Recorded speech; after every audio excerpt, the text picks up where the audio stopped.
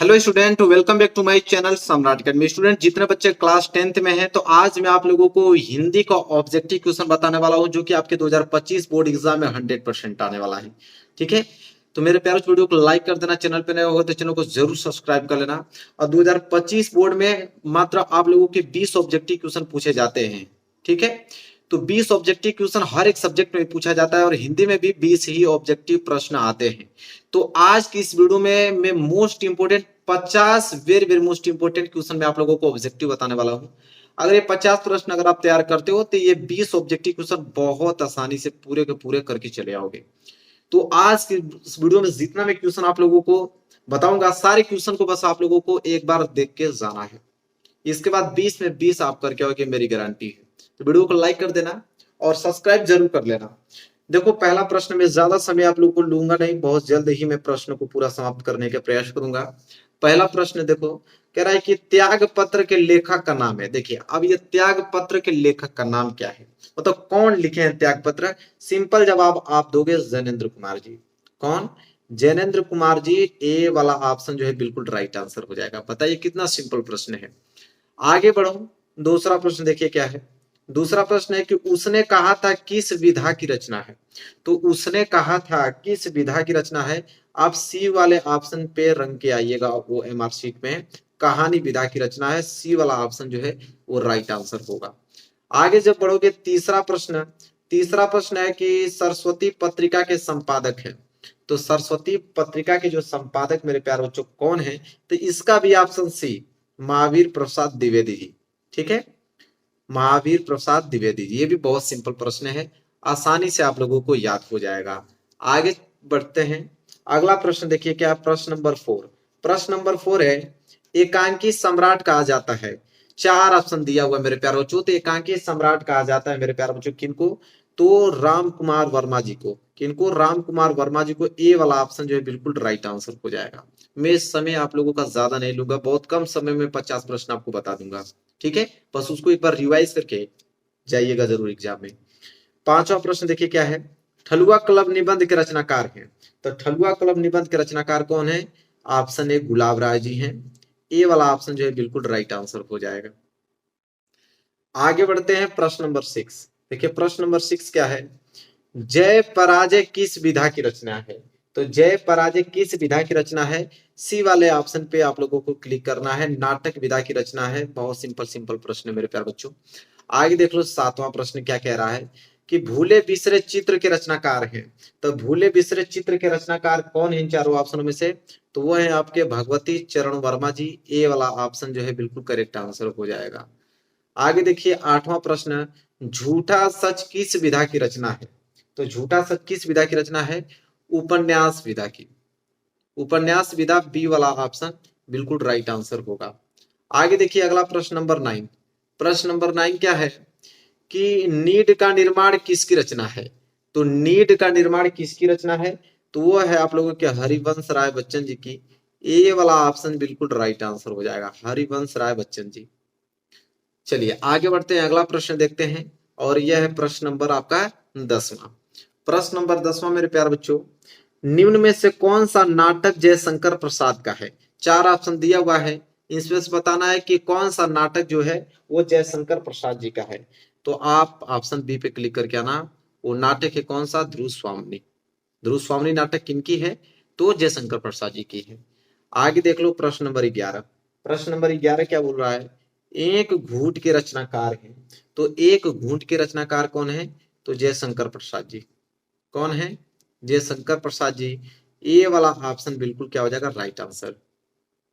चलिए आगे देखते हैं प्रश्न नंबर 12। प्रश्न नंबर 12 है, झलमला किसकी रचना है।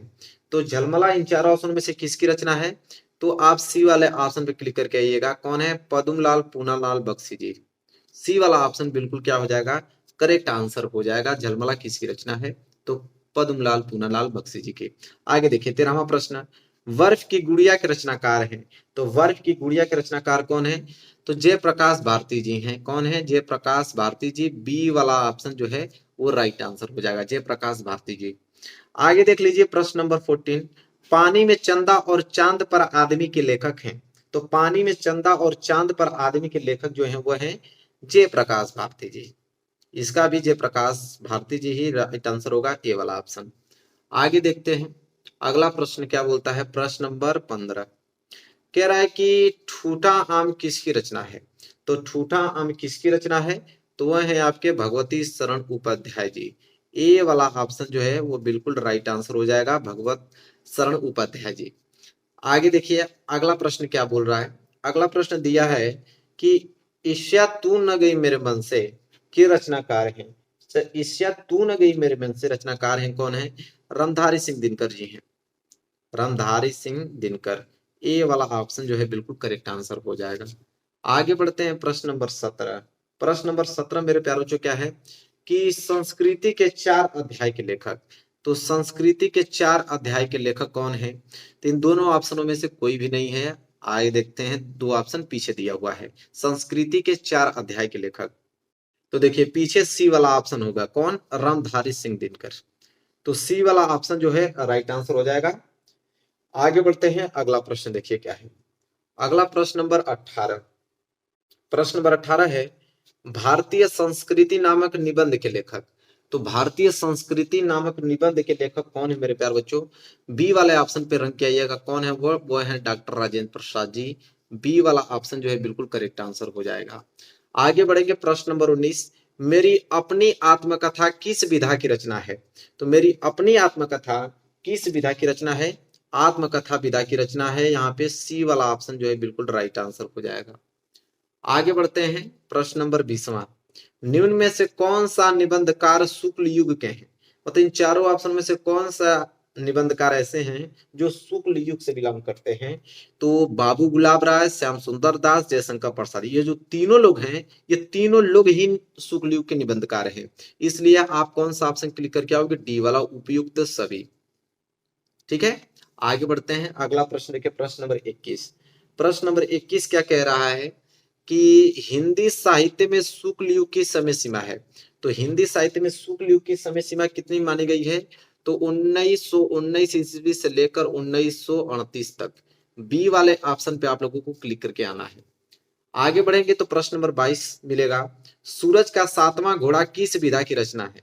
तो सूरज का 7वां घोड़ा किस विधा की रचना है, तो उपन्यास विधा की रचना है।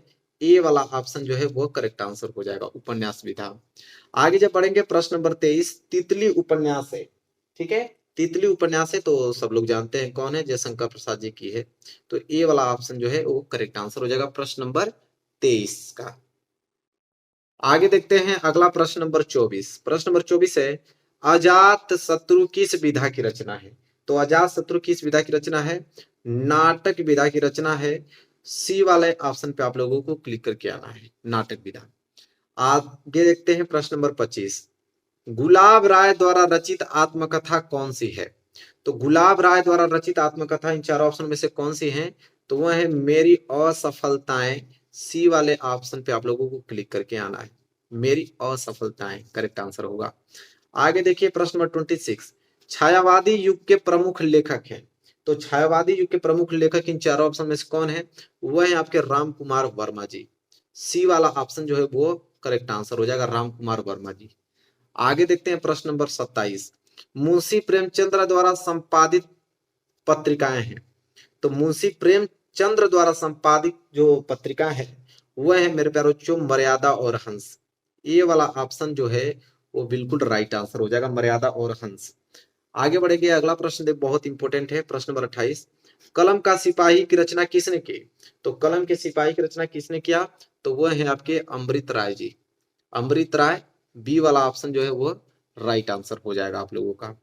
आगे बढ़ेंगे और अगला प्रश्न है 29 कि आकाश द्वीप और ममता कृति है। तो आकाश द्वीप और ममता कृति दोनों कृतियां किनकी हैं, तो आप कहोगे कि जयशंकर प्रसाद जी की हैं। दोनों कृति किनकी हैं, तो जयशंकर प्रसाद जी की हैं। और ए वाला ऑप्शन जो है वो बिल्कुल राइट आंसर हो जाएगा। चलिए आगे बढ़ते हैं और अगला प्रश्न देखते हैं, प्रश्न नंबर 30वां कह रहा है कि गबन उपन्यास है। तो गबन किनका उपन्यास है, तो वो भी प्रेमचंद्र जी का ही है, मुंशी प्रेमचंद्र जी का। ए वाला ऑप्शन जो है वो करेक्ट आंसर हो जाएगा। आगे बढ़ेंगे अगला प्रश्न देखेंगे 31। चिंतामणि निबंध संग्रह है। तो चिंतामणि निबंध संग्रह किनकी है, तो वो है आपके रामचंद्र शुक्ल जी, आचार्य रामचंद्र शुक्ल जी हैं। ए वाला ऑप्शन जो है वो बिल्कुल राइट आंसर हो जाएगा प्रश्न नंबर 31 का। अगला प्रश्न 32 देखिए, गुनाहों के देवता उपन्यास के लेखक हैं। तो गुनाहों के देवता उपन्यास के लेखक कौन है? तो धर्मवीर भारती जी हैं। ये वाला ऑप्शन जो है वो बिल्कुल राइट आंसर हो जाएगा, धर्मवीर भारती जी। आगे देखिए प्रश्न नंबर 33, क्या लिखूं किस विधा की रचना है? तो क्या लिखूं किस विधा की रचना है? तो निबंध विधा की रचना है। ए वाला ऑप्शन जो है वो राइट आंसर हो जाएगा, निबंध विधा। आगे बढ़ते हैं, अगला प्रश्न 34, मेरी तिब्बत यात्रा कृति है। तो मेरी तिब्बत यात्रा कृति कौन है? राहुल संकृत्यायन की है। ए वाला ऑप्शन जो है वो बिल्कुल राइट आंसर हो जाएगा, राहुल संकृत्यायन। आगे बढ़ते हैं और अगला प्रश्न देखते हैं, प्रश्न नंबर 35, हिंदी का प्रथम नाटक माना जाता है। तो हिंदी का प्रथम नाटक माना जाता है नहुस को। किनको? नहुस को। ये प्रश्न बहुत ज्यादा इंपॉर्टेंट है, इस पे थोड़ा केयर कीजिएगा, एक दो बार पढ़ के ही जाइएगा, ठीक है। तो हिंदी का प्रथम नाटक माना जाता है नहुस को। बी वाला ऑप्शन जो है वो राइट आंसर होगा। चलिए प्रश्न नंबर 36 देखिए, ये भी प्रश्न बहुत ज्यादा इंपॉर्टेंट है। हिंदी का प्रथम उपन्यास पूछा है कि हिंदी का प्रथम उपन्यास है। तो हिंदी का प्रथम उपन्यास किनको कहा गया है? परीक्षा गुरु को, ठीक है। तो परीक्षा गुरु जो है वो हिंदी का प्रथम उपन्यास है। आगे देखिए अगला प्रश्न 37, हिंदी का प्रथम कहानी। तो हिंदी के प्रथम कहानी किनको कहा गया है? तो कौन सी कहानी है? इंदुमती। इंदुमती जो कहानी है वो हिंदी की प्रथम कहानी है, इंदुमती। याद रखिएगा, तीनों प्रश्न जो लगातार मैं बताया हूँ 35, 36 और 37, तीनों ही ज्यादा बहुत इंपॉर्टेंट है। इन तीनों को थोड़ा आप केयर करके पढ़िएगा, थोड़ा रिवाइज उसको ज्यादा कीजिएगा, क्योंकि प्रश्न बनेंगे आपके एग्जाम में। अगला प्रश्न 38, आंसू के रचनाकार हैं। तो आंसू के रचनाकार कौन है? जयशंकर प्रसाद जी हैं। डी वाला ऑप्शन जो है वो बिल्कुल राइट आंसर हो जाएगा, जयशंकर प्रसाद जी। आगे बढ़ेंगे, अगला प्रश्न 39 देखेंगे, छायावाद की विशेषता है। तो छायावाद की विशेषता मेरे प्यारे बच्चों इन चारों ऑप्शन में से कौन है? तो सौंदर्य एवं प्रेम वेदना। सी वाला ऑप्शन जो है वो बिल्कुल राइट आंसर हो जाएगा, सौंदर्य एवं प्रेम, यह छायावाद की विशेषता होती है। आगे बढ़ेंगे, अगला प्रश्न 40वां प्रश्न है, हिंदी का प्रथम महाकाव्य माना जाता है। तो हिंदी का प्रथम महाकाव्य माना जाता है किनको? तो पृथ्वीराज रासो को माना जाता है। ए वाला ऑप्शन जो है वो बिल्कुल करेक्ट आंसर हो जाएगा, पृथ्वीराज रासो। जब आगे बढ़ेंगे अगला प्रश्न देखेंगे 41, आधुनिक युग की मीरा है। तो आधुनिक युग की मीरा किनको कहा जाता है? महादेवी वर्मा जी को कहा जाता है। ए वाला ऑप्शन जो है बिल्कुल राइट आंसर हो जाएगा, किनको कहा जाता है? महादेवी वर्मा को कहा जाता है। चलिए अगला प्रश्न देखिए 42, 42 है कि छायावाद के कवि हैं। तो छायावाद के कवि इन चारों ऑप्शनों में से कौन है? तो वो है आपके जयशंकर प्रसाद जी। बी वाला ऑप्शन जो है वो बिल्कुल राइट आंसर हो जाएगा, जयशंकर प्रसाद जी। आगे बढ़ेंगे, अगला प्रश्न 43, तुलसीदास द्वारा लिखा गया महाकाव्य है। तो तुलसीदास द्वारा लिखा गया महाकाव्य कौन सा है? तो श्री रामचरित्र मानस है। यह भी प्रश्न बहुत ज्यादा इंपॉर्टेंट है, डी वाला ऑप्शन जो है बिल्कुल करेक्ट आंसर हो जाएगा। आगे बढ़ेंगे, अगला प्रश्न है 44, 44 प्रश्न है कि पृथ्वीराज रासो लिखा है। तो पृथ्वीराज रासो को कौन लिखा है? तो वो लिखे हैं चंद्रबरदाई। बी वाले ऑप्शन पे आप लोगों को क्लिक करके आना है, चंद्रबरदाई। आगे बढ़ेंगे और अगला प्रश्न देखेंगे, प्रश्न नंबर 45। प्रश्न नंबर 45 है कि भारत भारती के रचनाकार हैं। तो भारत भारती के रचनाकार इन चारों ऑप्शन में से कौन है? तो आप क्लिक के आना है मैथिली शरण गुप्त पे, ठीक है। डी वाला ऑप्शन जो है वो बिल्कुल राइट आंसर हो जाएगा, कौन? मैथिली शरण गुप्त जी। आगे बढ़ते हैं, अगला प्रश्न देखेंगे, प्रश्न नंबर 46 क्या है? अर्धनारीश्वर के रचयिता है। तो अर्धनारीश्वर के रचयिता कौन है? तो आपको क्लिक करके आना है रामधारी सिंह दिनकर पे। बी वाले ऑप्शन पे आप लोगों को रंग के आना है, क्योंकि अर्धनारीश्वर के रचयिता कौन है? रामधारी सिंह दिनकर जी हैं। आगे बढ़ते हैं, अगला प्रश्न देखिए क्या है? प्रश्न नंबर 47, जयशंकर प्रसाद की रचना है। रेणुका जी नहीं, परिजात ये भी नहीं, लहर, हाँ यह है, जयशंकर प्रसाद की रचना है लहर। तो सी वाला ऑप्शन जो है वो बिल्कुल राइट आंसर हो जाएगा। आगे बढ़ते हैं और अगला प्रश्न देखेंगे, प्रश्न नंबर 48 क्या है कि मेरी यूरोप यात्रा किस विधा की रचना है? तो मेरी यूरोप यात्रा किस विधा की रचना है? तो यात्रा वृत्त विधा की रचना है, और ए वाला ऑप्शन जो है वो बिल्कुल करेक्ट आंसर हो जाएगा आप लोगों का। आगे बढ़ते हैं, प्रश्न नंबर 49, अजंता के रचनाकार हैं। तो अजंता के रचनाकार कौन है? भगवत शरण उपाध्याय जी हैं। ए वाले ऑप्शन पे आप लोगों को क्लिक करके आना है। अब लास्ट प्रश्न में आप लोगों को बताने वाला हूँ, प्रश्न नंबर 50 कि प्रेम वाटिका के रचनाकार हैं। तो प्रेम वाटिका के रचनाकार कौन है? रसखान जी हैं। ये वाला ऑप्शन जो है बिल्कुल राइट आंसर हो जाएगा।